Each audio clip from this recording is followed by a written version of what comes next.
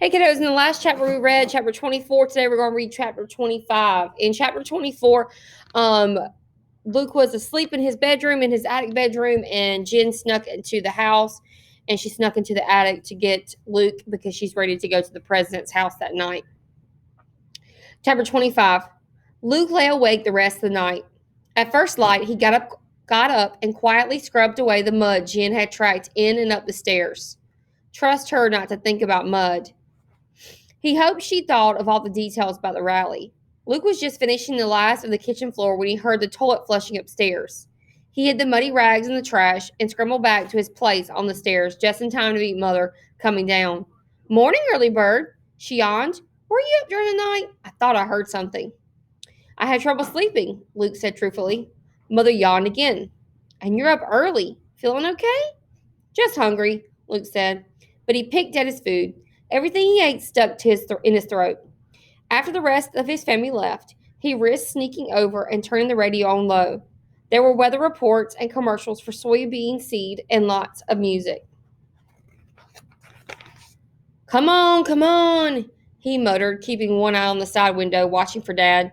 Finally, the radio voice announced the news. Someone's cattle had gotten out and caused a minor car wreck. Nobody hurt. A government spokesman predicted a poor planting season because of all the rain.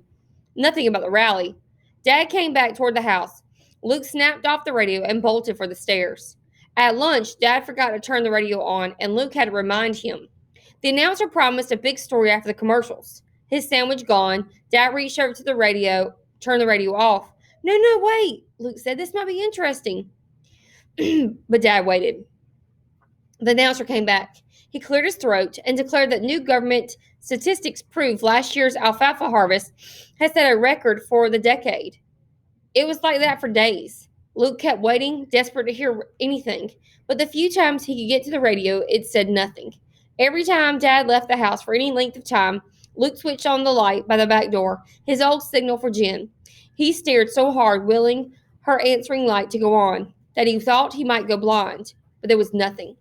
He took to watching her house as obsessively as he had when he had first discovered her existence.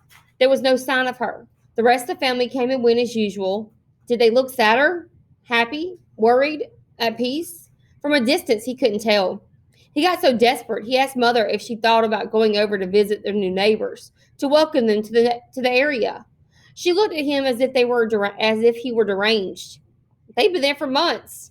They're hardly new anymore, and they're barrens, she said. She laughed in a way that didn't hide her bitterness. Believe me, they don't want us visiting.